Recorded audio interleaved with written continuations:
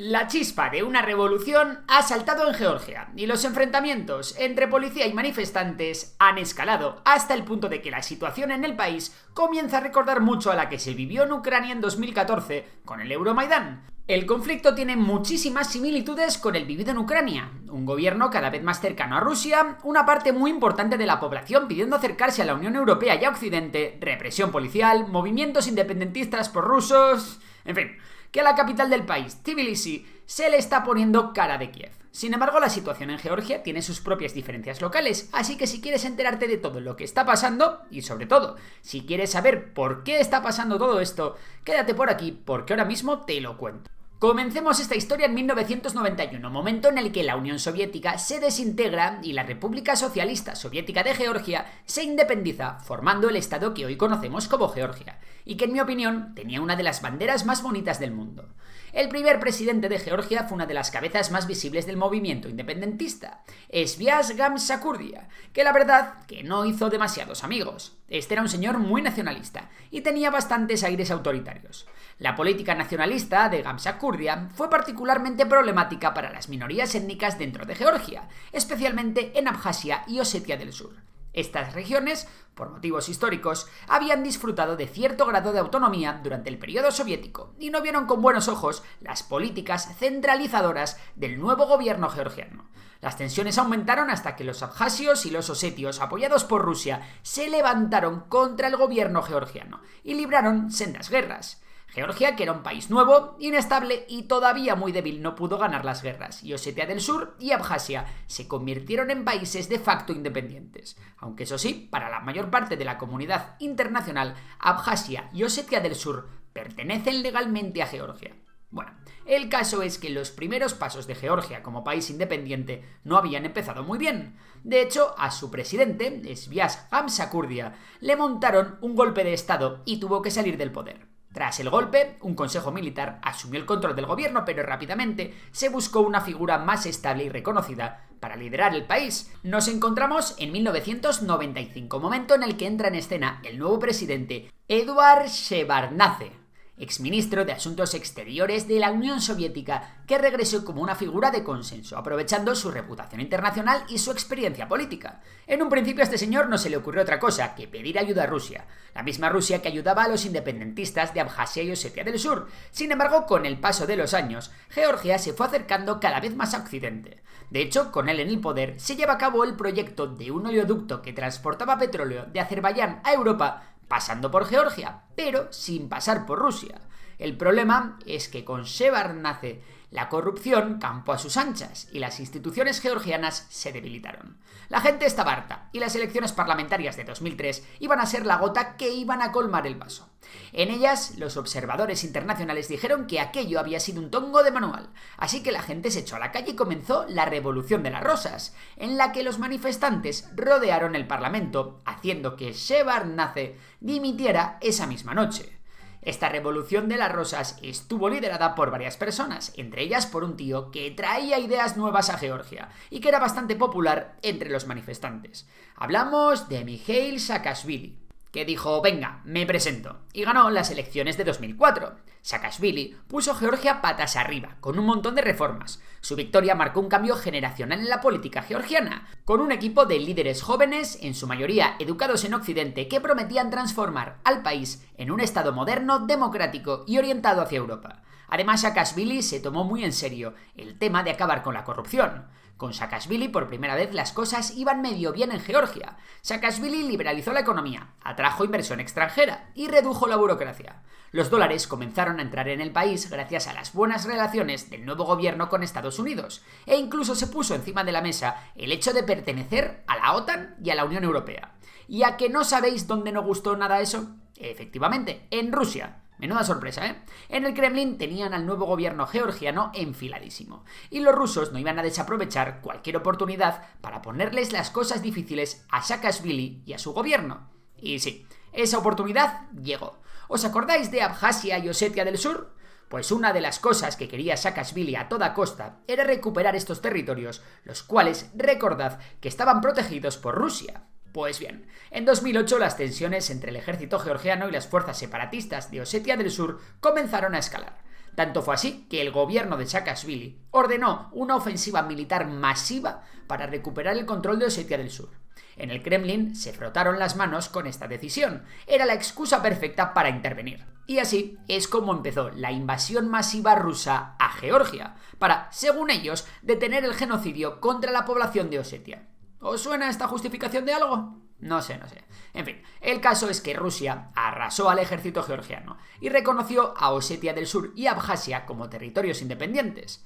Esto marcó un antes y un después para el presidente Saakashvili, que comenzó a volverse más autoritario y a perder popularidad.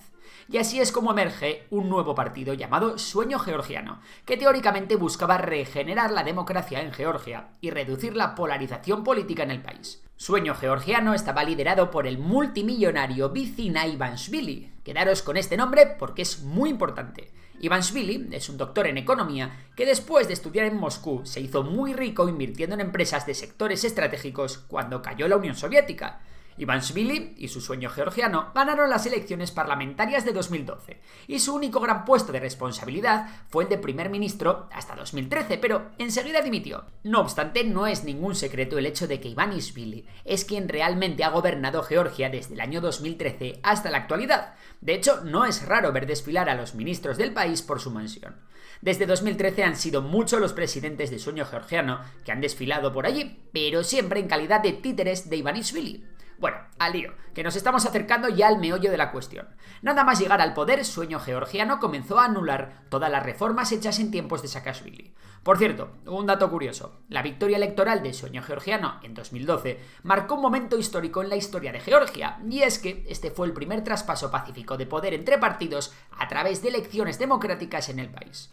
Bueno, el caso es que con Ivanishvili, la política exterior de Georgia cambió. Georgia no se alejó de Occidente, pero sí comenzó a normalizar sus relaciones con Rusia. Con Sueño Georgiano en el poder, la economía del país no había ido nada mal. Obviando 2020, año del COVID, el PIB de Georgia lleva creciendo desde 2017 por encima del 4%, lo cual no está nada mal, ¿verdad? Entonces, ¿por qué hay protestas? El tema aquí es que por un lado Ivanishvili ha ido poco a poco siendo cada vez más autoritario. La corrupción sigue presente en el país e Ivanishvili ha estado utilizando las instituciones para perpetuar a Sueño Georgiano en el poder. Además, la polarización política en el país ha ido en aumento, pero realmente los problemas comenzaron a llegar por otro lado. A pesar de que al principio Sueño Georgiano llegó incluso a reformar la Constitución para obligar a cualquier gobierno a perseguir la integración del país en la Unión Europea y en la OTAN, la realidad es que el país cada vez se ha ido alejando más de Occidente y se ha acercado más a Rusia. De hecho, en 2022 hubo grandes protestas de los sectores más europeístas del país que consideraban que el proceso de integración en la Unión Europea estaba completamente estancado.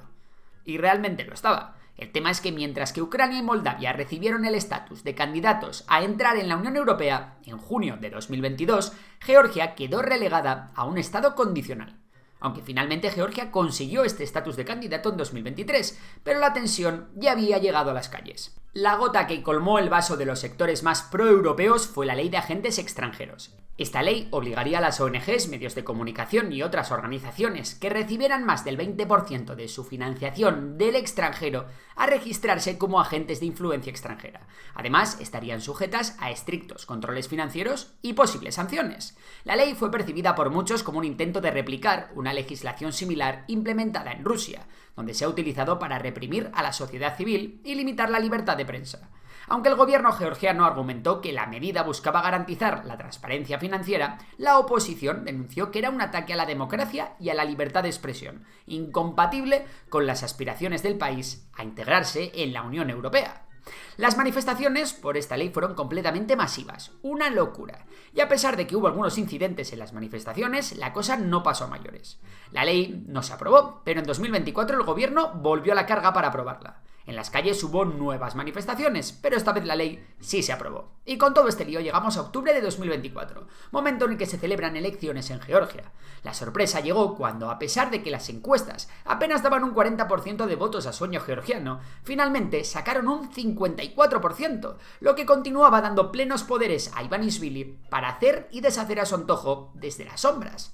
Las acusaciones de fraude electoral por parte de la oposición no se hicieron esperar. De hecho, la propia Unión Europea no reconoce los resultados de estas. Sea como sea, la suerte estaba echada. A la oposición ya solo le quedaba la lucha en las calles. Aunque para eso todavía hacía falta una nueva chispa que encendiese el conflicto. Y esa llegó cuando el primer ministro georgiano Kobayice, perteneciente a Sueño Georgiano, anunció que su gobierno había decidido suspender hasta finales de 2028 las negociaciones para la adhesión a la Unión Europea. Un trámite que ya de por sí estaba complicado tras la deriva antidemocrática de Tiflis y su acercamiento a posturas afines a Moscú. Esto ha encendido la mecha. Las protestas en Georgia son masivas y la violencia ha estallado.